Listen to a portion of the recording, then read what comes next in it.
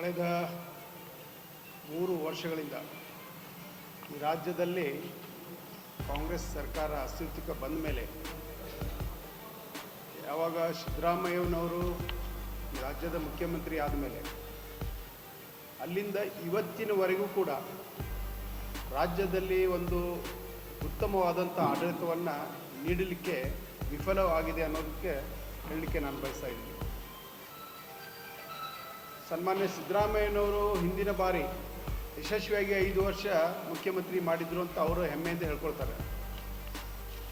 ಆದರೆ ಈ ಬಾರಿ ಅವರಿಗೆ ಆ ರೀತಿಯ ಒಂದು ಆಡಳಿತವನ್ನು ಕೊಡಲಿಕ್ಕೆ ಯಾಕೆ ಆಗಲಿಲ್ಲ?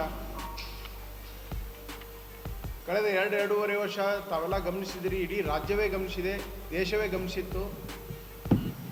ಈ ಅಧಿಕಾರ ಹಂಚಿಕೆಯಲ್ಲೇ ಕಳೆದ 2 ವರ್ಷಗಳಿಂದ CM ಕುರ್ಚಿಗಾಗಿ DCM ಏನು DK ಶಿವಕುಮಾರ್ ಇದ್ದರು,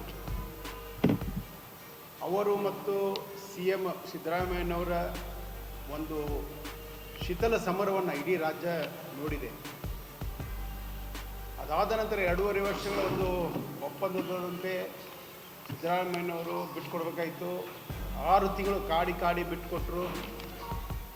ಸಿದ್ದರಾಮಯ್ಯನವರು ಬಿಟ್ಟ ಮೇಲೆ DK ಶಿವಕುಮಾರ್ ಅವರು ಮುಖ್ಯಮಂತ್ರಿ ಆಗಿದ್ದು ನಾವು ನೋಡಿದ್ವಿ. ಮುಖ್ಯಮಂತ್ರಿಯಾಗಿ 2 ತಿಂಗಳುಗಳಾಯಿತು. ಸರಿಯಾಗಿ ಇವತ್ತು ರಾಜ್ಯದಲ್ಲಿ ಒಂದು ಕಡೆ ಬರದ ಪರಿಸ್ಥಿತಿಯನ್ನು ನಾವು ನೋಡ್ತಾ ಇದ್ದೀವಿ. ಮಳೆಯ ಕೊರತೆ ಇತ್ತು. ಈಗ 2-3 ದಿವಸದಿಂದ ಮಳೆ ಆಗಿದೆ. ಆದರೆ ಇಲ್ಲಿವರೆಗೂ ಕೂಡ ಅವರು ಮುಖ್ಯಮಂತ್ರಿಯಾಗಿ ಪ್ರಮಾಣ ವಚನ ಸ್ವೀಕರಿಸಿದ ದಿನದಿಂದಲೂ ಕೂಡ ಮತ್ತೆ ಪಕ್ಷದ ಗೊಂದಲಗಳಲ್ಲಿ, ಆ ಸಚಿವ ಸಂಪುಟ ವಿಸ್ತರಣೆ ಮಾಡುವ ಗೊಂದಲಗಳಲ್ಲಿ Bengaluru to Delhi, Delhi to Bengaluru, Bengaluru to Delhi, Delhi to Bengaluru ಪ್ರವಾಸ ಮಾಡ್ತಾನೆ ಇದ್ರು ಹೊರತು ರಾಜ್ಯದ ತುಂಬ ಈ ರೈತರ ಸಮಸ್ಯೆಗಳಿಗೆ ಮತ್ತು ಏನು ಬರಗಾಲ ಒಂದು ಸಮೀಪ ಬಂದಿತ್ತು ಅದರ ಬಗ್ಗೆ ಒಟ್ಟು ಗಮನ ಹರಿಸಲಿಲ್ಲ. ಅವರ ಉಳಿದ ಸಂಪುಟ ಸದಸ್ಯರು ಕೂಡ ಎಲ್ಲ ಹಿರಿಯ ನಾಯಕರೇ ಮಂತ್ರಿ ಇದ್ದರೂ ಕೂಡ ಯಾರೂ ಯಾವುದೇ ಜಿಲ್ಲೆಗಳಿಗೆ ಪ್ರವಾಸ ಮಾಡಲಿಲ್ಲ.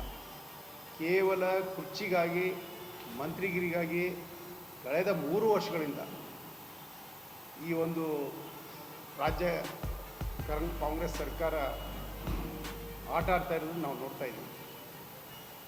ಇಂಥ ಸಂದರ್ಭದಲ್ಲಿ ನಿನ್ನೆ ಗಜಪ್ರಸವದಂತೆ 2 ತಿಂಗಳ ನಂತರ ಸಚಿವ ಸಂಪುಟವನ್ನು ವಿಸ್ತರಣೆ ಮಾಡಿದ್ದಾರೆ.